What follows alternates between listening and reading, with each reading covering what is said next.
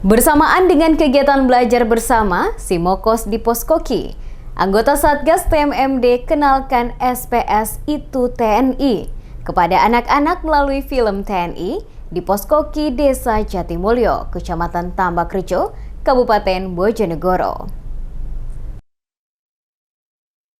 Program TMMD reguler ke-110 Kodim 0813 Bojonegoro hadirkan Simokos kepada anak-anak Desa Jatimulyo untuk memotivasi agar lebih semangat dalam kegiatan belajar. Dalam kegiatan tersebut, anggota Satgas TMMD memutar film yang mengenalkan seputar tentang TNI kepada anak-anak Desa Jatimulyo. Dengan film tersebut diharapkan dapat menambah literasi anak-anak desa setempat.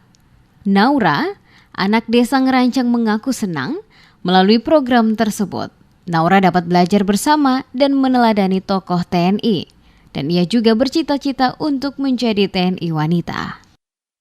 Tadi di sini nonton apa, Dek? Pak Tentara. Di mana? Di TV. Di TV. Ya. Seneng gak, Dek, lihat Pak Tentara? Senang.